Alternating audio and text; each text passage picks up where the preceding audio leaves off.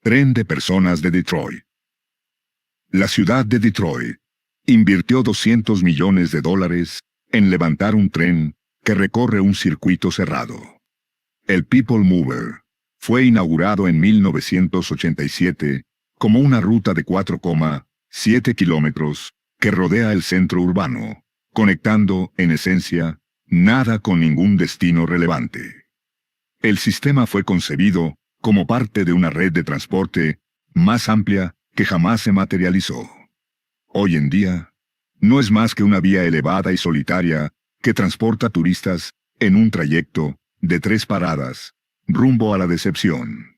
El promedio diario de pasajeros apenas alcanza las 2.500 personas, lo que implica que cada viaje le cuesta a los contribuyentes aproximadamente $12 en subsidios operativos. Si este contenido te impacta, suscríbete y activa la campanita. Así no te perderás lo que viene. Las estaciones parecen escenarios de películas de ciencia ficción de los años 80, con mosaicos pasados de moda e iluminación fluorescente. El recorrido toma unos 15 minutos, aunque es posible cubrir la misma distancia caminando en solo 12. Tras la inauguración del sistema, la población de Detroit se redujo en un 25%, mientras el People Mover seguía girando sin rumbo en un centro cada vez más deshabitado. El proyecto prometía reactivar el corazón de la ciudad, pero acabó transformándose en un símbolo del fracaso en la planificación del transporte público. Los residentes lo apodan la trampa para turistas sobre rieles, ya que prácticamente los únicos usuarios son visitantes que se detienen a tomar fotografías.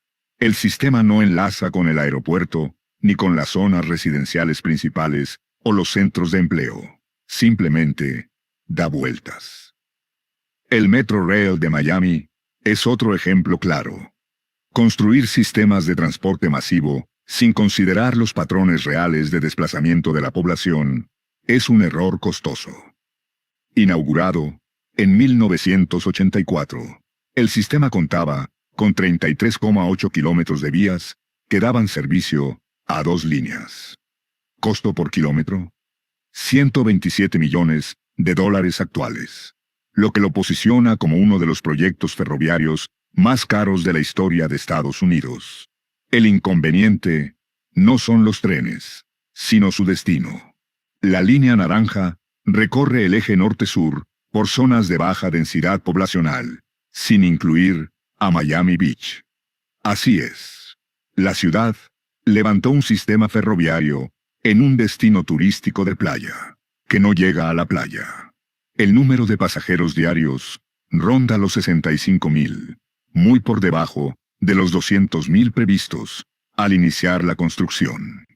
El sistema pierde anualmente unos $100 millones en gastos operativos. Las estaciones están ubicadas entre autopistas, obligando a los peatones a enfrentarse a un entorno hostil para acceder. La estación Dudland South, por ejemplo, está rodeada de 6 carriles de tráfico y enormes estacionamientos, haciendo del transporte público la única forma viable de llegar, contradiciendo su propósito principal. Las expansiones se anuncian una y otra vez, pero rara vez se financian, dejando a los barrios esperando décadas por las conexiones prometidas. El Metro de Los Ángeles, por su parte, finalmente reconoció que los automóviles podrían no ser la solución definitiva. Metro de Los Ángeles intentó resolverlo todo, y al hacerlo, demostró que no sabe construir alternativas efectivas. El sistema abarca 109 millas, distribuidas en 6 líneas, lo cual suena impresionante, hasta que se considera que el condado de Los Ángeles cubre 4.753 millas cuadradas. Eso equivale a una cobertura del 2% en una zona metropolitana con 13 millones de habitantes. La ampliación de la línea púrpura tomó 3 décadas y requirió $9,000 millones para añadir apenas 9 millas de vía. En otras palabras, $1,000 millones por milla, lo que la convierte en la más costosa en la historia del metro estadounidense. Los gastos de construcción se disparan porque cada tramo de suelo esconde algo enterrado. Oleoductos, tuberías, sistemas de agua y restos de infraestructura olvidada tras 8 décadas de desarrollo orientado al automóvil. El sistema transporta un promedio de 300.000 pasajeros diarios en una región donde más de 10 millones de personas se movilizan cada día. La mayoría de las líneas atraviesan zonas industriales o medianas de autopistas, evitando precisamente los barrios densamente poblados donde la gente vive. La línea Expo, que conecta con Santa Mónica, tardó 25 años en completarse y costó $2.400 millones. Los usuarios pasan más tiempo aguardando que viajando, atrapados en retrasos y congestiones. Durante las horas pico, la frecuencia apenas alcanza un tren cada 12 minutos, mientras que en Nueva York llegan cada 3. El metro de Sídney estudió los sistemas más eficientes del mundo y concluyó: hagamos la versión más costosa. Metro de Sídney. El Northwest Metro fue inaugurado en 2019, luego de que los sobrecostos obligaran a revisar todo el presupuesto, que pasó de 8.300 a 11.500 millones de dólares australianos. El gobierno prometió trenes automatizados, estaciones de vanguardia e integración total. Cumplieron 2 de esas 3 promesas. Los trenes sin conductor operan correctamente.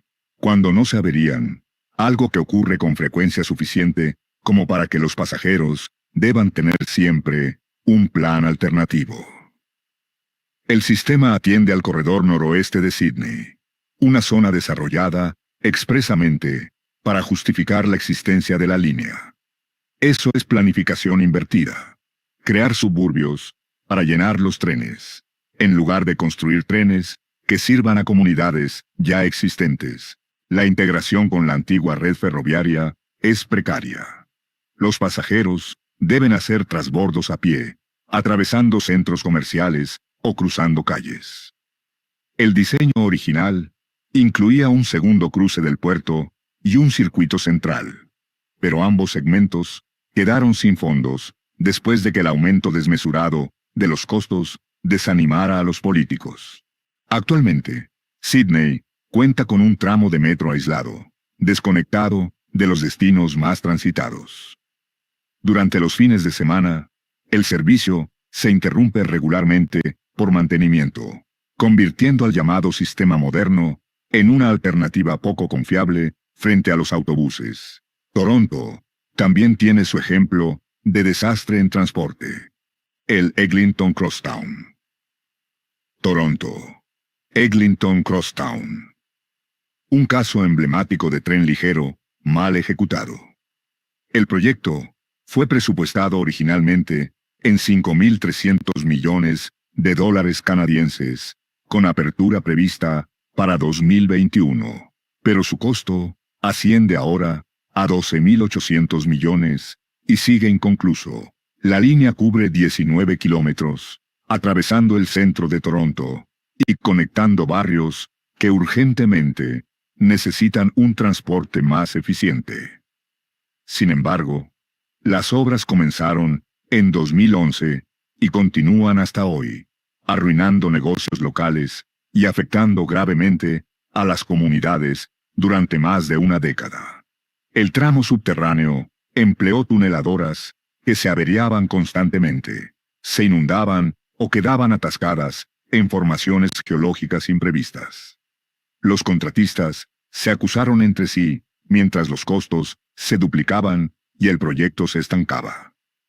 El plan original contemplaba una línea completamente subterránea, pero fue modificado a una estructura parcialmente superficial para ahorrar dinero. Una decisión que paradójicamente complicó aún más la coordinación y elevó los costos. Las estaciones situadas cerca de intersecciones provocan conflictos viales que anulan cualquier mejora en la velocidad del servicio. Las demoras del proyecto se volvieron tan notorias que el término Eglinton Construction se convirtió en Toronto en una expresión coloquial para describir cualquier obra que se retrasa más de lo razonable.